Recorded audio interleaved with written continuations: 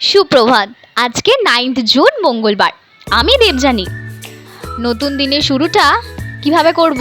ঘুম থেকে উঠেই কি করব? আগে বিছানা গুছিয়ে নেব।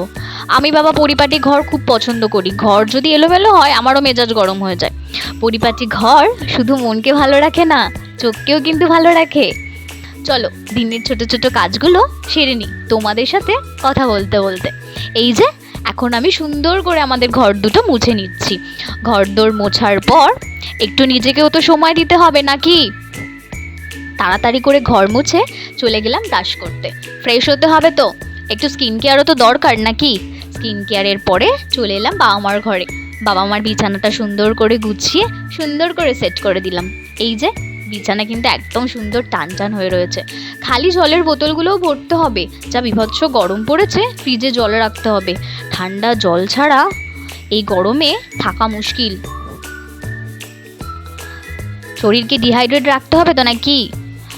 তবে যাই বলো, যতই গরমকাল পড়ুক আমি কিন্তু চা লাভার। সকালবেলা আমার দুধ চা না হলে সকালই শুরু হয় না, মেজাজটাও কেরম খিটখিটে হয়ে থাকে। তাই আমি চলে এলাম চা বানাতে। শুধু নিজের জন্য না, কিন্তু আমি কিন্তু শুধু নিজের জন্য করি না, আমি এবং আমার হাজব্যান্ড সকালের চাটা আমরা দুজনে একসঙ্গেই খাই। তবে যেহেতু খুব একটা চা লাভার না, জোর করে খাওয়াতে হয় আর কি। আরে পার্টনার চাই তো। তারপরে গরম জল করে নিলাম। এই যে ফ্লাস্কে গরম জল ভরে রাখছি, কারণ আমার একটি ছোট্ট মেয়ে আছে, ওর জন্য আমাকে গরম জল করে রাখতেই হয়। এই যে আমার রাজকন্যা পড়তে বসেছে। ওর টিউশনের আন্টি ওকে হোমওয়ার্ক দিয়েছে আর ও মন দিয়ে হোমওয়ার্ক করছে। চলো লাঞ্চের প্রিপারেশন নেওয়া যাক। আমি ভাতের জলটা অনেক আগেই বসিয়ে দিয়েছিলাম।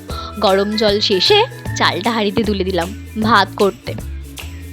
আজকে মঙ্গলবার, আগেই বলেছি, আর মঙ্গলবার দিন আমি হনুমানজির পুজো করি, সেই জন্য আমার বাড়িতে নিরামিষ রান্না হয়। আর এই যে আমি মুগের ডালটা ভালো করে সেদ্ধ করে নুন হলুদ দিয়ে ভালো করে ফুটিয়ে নিলাম। তারপর কড়ার মধ্যে তেল, শুকনো লঙ্কা, জিরে ফোড়ন দিয়ে টমেটো এবং ধনেপাতা দিয়ে ভালো করে নাড়িয়ে নিলাম।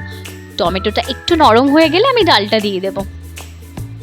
এই যে আমার ডাল একেবারে তৈরি, মুগের ডাল।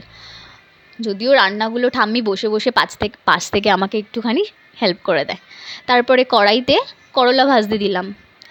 লাল নোটে শাক এনেছে, করলা দিয়ে লাল নোটে শাক ভাজা হবে। করলাটা ভেজে রেখে দিয়ে গিয়েছিলাম, তারপরে মা নোটে শাকটা ভেজেছে। এই যে রেডি লাল নোটে এবং করলা ভাজা। তারপরে কড়াই সামান্য একটু সর্ষের তেল এবং সামান্য একটু হলুদ দিয়ে ভালো করে পুরো কড়াইটায় মিশিয়ে নিচ্ছে। মা আলু ভাজা বানাবে, তাই আলুগুলো ছেড়ে দিল কড়ার মধ্যে। আগেই বলেছি নিরামিষ, তাই ভাত, ডাল, আলু ভাজা এগুলো ছাড়া জমে নাকি? তারপরে চাটনিও ছিল, আর শেষ পাতে পাঁপড়। এই যে মা পাঁপড়গুলো সুন্দর করে ভেজে নিচ্ছে।